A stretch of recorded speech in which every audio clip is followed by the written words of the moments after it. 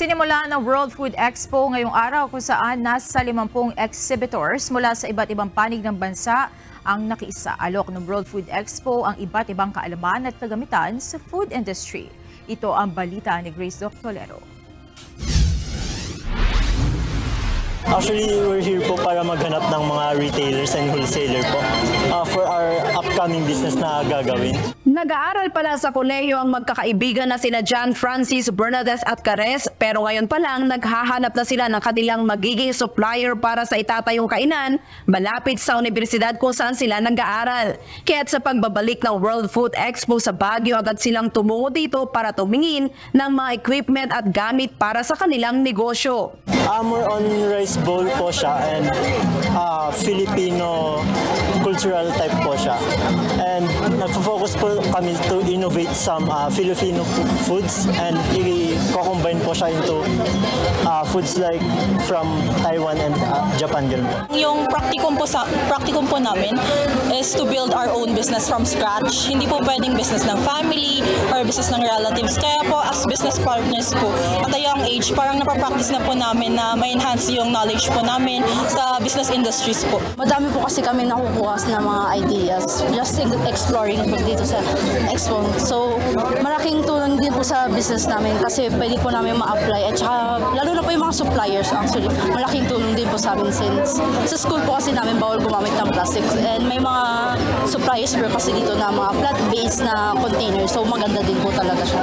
Si Grace Alegre naman na online seller ng cakes, hanap ay ingredients o supplies, seminar at trainings sa baking upang mas mapaganda pa at sumarap ang kanyang produkto. Tamang-tama din po na kailangan ko din na mag-stock sa malapit na din yung Mother's Day po, di ba?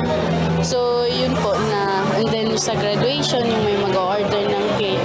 So, yung mga ingredients na hinahanap ko, and then yung meron din po, parang halos lahat nandito po eh. Sa unang araw ng World Food Expo, dinagsana ng mga maliliit na negosyo ang naturang aktibidad. Isinagawa dito ang food seminar, cooking show at food-related ventures na dinaluhan din ng iba't ibang sektor sa syudad. Dinadala namin yung mga suppliers sa Manila, suppliers ng nasa Horeca industry, so hotel, restaurant, catering. So karamihan dito is baking ingredients, baking equipments, tools.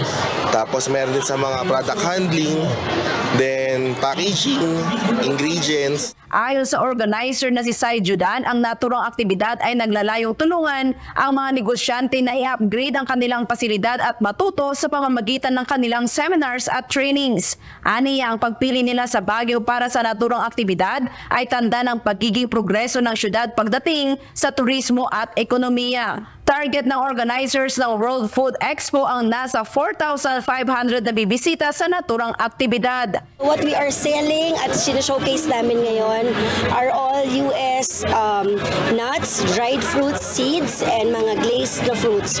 So most of our products, sinasama natin for baking, yung mga ganun, for cookies, for bread, and sa Manila po kami based. So we are here in Baguio to be able to provide also other options for supplies dito sa Baguio and mostly sa La Union, sa North, Pampanga. Dahil marami ang coffee lovers sa Seat of Pines, may alok naman na quality products na coffee beans at coffee espresso machines ang isang exhibitor. Quality product like specialty coffee, coffee beans, and espresso machines made in Italy, and other beverage like tea. No?